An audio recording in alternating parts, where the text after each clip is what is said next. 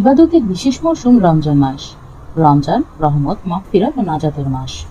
রমজানের প্রধান ইবাদত সিয়াম বা রোজা রাখা। রমজানের মূল প্রতিপাদ্য আল কোরআন।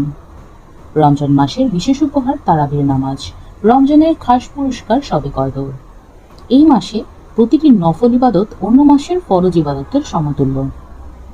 প্রিয় নবী সাল্লাল্লাহু আলাইহি ওয়াসাল্লাম বলেন, যখন রমজান মাস আসে তখন জান্নাতের দরজাগুলো খুলে দেওয়া হয়, জাহান্নামের দরজাগুলো বন্ধ করে দেওয়া হয়, শয়তানকে শৃঙ্খলাবদ্ধ করা হয়।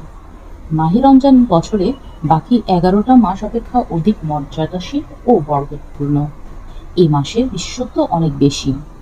রমজান মাস জাহান্নাম থেকে নাজাত লাভের মাস, সুতরাং বেশি বেশি ইবাদত ও ইস্তেগফারের মাধ্যমে মুক্তি পরোয়ানা লাভ করার একটি সুবর্ণ সুযোগ। হাদিস শরীফে এসেছে, আল্লাহ তাআলা প্রত্যেক ইবাদতের সময় অসংখ্য ব্যক্তিকে জাহান্নাম থেকে মুক্তি দিয়ে থাকেন। রমজান মাস রোজা রাখা ফরজ। এটা রমজান মাসের বিশেষ আমল। সকল আদব রক্ষা করে পুরো মাস রোজা রাখা প্রত্যেক মুসলিমের কর্তব্য। রমজানের রাতের বিশেষ আমল হলো কিয়ামের রমজান তথা 20 রাকাত তারাবি।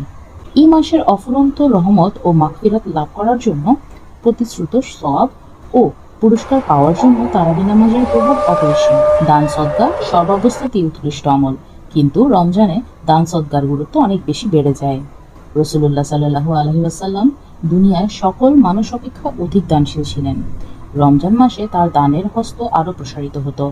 রমজান মাস কুরআন অবতারণের মাস। মানুষের প্রত্যেকটি আমলকে বৃদ্ধি করা হয়। একটি নেকি 10 গুণ, ক্ষেত্র বিশেষে 700 গুণ পর্যন্ত বৃদ্ধি করা হয়। আল্লাহ ইরশাদ করেন, কিন্তু রোজার ব্যাপারটি ভিন্ন।